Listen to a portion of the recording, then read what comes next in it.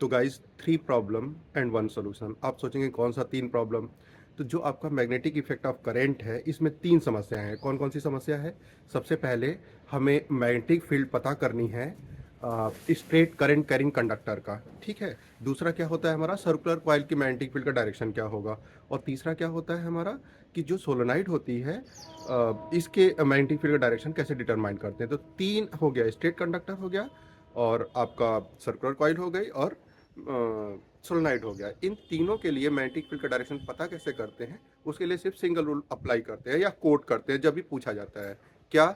Maxwell rule. अब कहेंगे Maxwell rule, कुछ लोग मैक्सवेल रूल नहीं लिखते हैं, Maxwell right hand thumb rule लिखते हैं या फिर राइट हैंड थंब रूल लिखते हैं। ध्यान दीजिएगा, right hand thumb rule, thumb is important keywords, तो राइट हैंड थंब रूल कहिए या फिर right hand Maxwell right hand rule कहिए या फिर मैक्सवेल रूल कहिए। तीन में से कुछ भी कहिए, आपका ये जस्टिफाई किया जाएगा। लेकिन कुछ लोग सोचते हैं कि राइट हैंड रूल लिख देते हैं। राइट हैंड रूल अगर लिखते हैं तो ये फ्लेमिंग राइट हैंड रूल भी हो सकता है, जो इस काम के लिए नहीं यूज़ किया जाता है, इंड्यूस करंट के लिए यूज़ किया जाता है, जो आपके सिलेबस में नहीं है।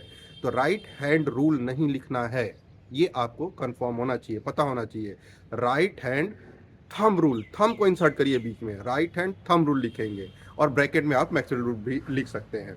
तो देखते हैं कि ये रूल कहता क्या है ना। और ये कहाँ अप्लाई किया जाता है वो तो हम लोगों ने बता ही दिया, हमने बता ही दिया।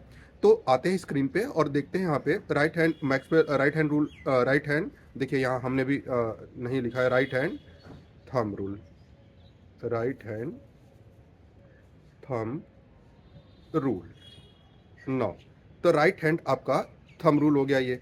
अब ये क्या कहता है, स्टेट दैट कि if we hold the current carrying conductor in right hand such that the thumb points the direction of current, ठीक है। तो जैसे मान लीजिए कि ये एक, हाँ ना, मान लीजिए ये एप्पल पेंसिल है और ये जो पॉइंट कर रहा है ये पॉइंट करंट की डायरेक्शन को बता रहा है।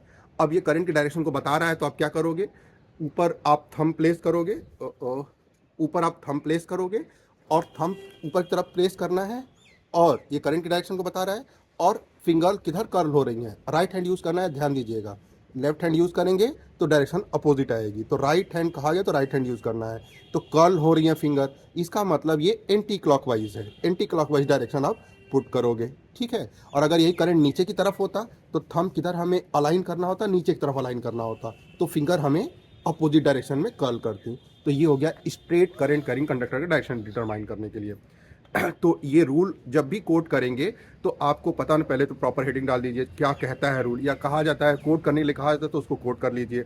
नाउ ये डायग्राम बनाने आना चाहिए, जो आपका बेसिकली यहाँ पे जो डायग्राम दिख रहा है, ये डायग्राम की थोड़ी सी प्रैक्टिस कर लीजिए कि कैसे इस डायग्राम को क्लियरली बनाते हैं, है ना। अब देखिए सर्कुलर कॉइल में हम लोग कैसे लगाते हैं, तो सर्कुलर कॉइल में आप इस तरह से कर्ल कर लेंगे, ठीक है। और अगर आपका सोलेनोइड है तो सोलेनोइड के केस में पूरी सोलेनोइड आप इंटीग्रल पार्ट, आप क्या है ये सर्कुलर कॉइल ही है, इसको आप सिंक करिए, देख रहे हैं सिंक करते हुए देख रहे होंगे, सिंक करेंगे और उससे एक सर्कुलर कॉइल की तरह ही ट्रीट करेंगे और वहाँ पे डायरेक्शन। और ये याद रहे कि क्या याद रखना है और क्या रूल से पता करना है। याद क्या रखना है, nature of magnetic field, magnetic field lines कैसे ड्रॉ करनी है। ये रूल सिर्फ एरो पुट करने का आपको हिंट देगा, एरो कैसे पुट करनी है ना। लेकिन जो मैग्नेटिक फील्ड लाइंस ड्रॉ करनी है, ड्राइंग आपको याद होनी चाहिए, मेमोराइज होनी चाहिए। तो तीन आपके सिलेबस में तीन ही है, कितनी अच्छी बात है, ये तीन ही है। इन तीनों मैग्नेटिक फील्ड लाइंस को आप क्या कर लीजिए, याद कर लीजिए, प्रैक्टिस कर लीजिए कि कैसे ड्रॉ करते हैं। और एरो पुट करने में लोगों की गलती होती है, जो टीचर का ध्यान होता है कि एरो सही से पुट किया गया है या नहीं किया गया है, तो एरो आप पुट कर लीजिए, सिंपल है ना, यूजिंग द मैक्सवेल रूल या Maxwell right hand thumb rule.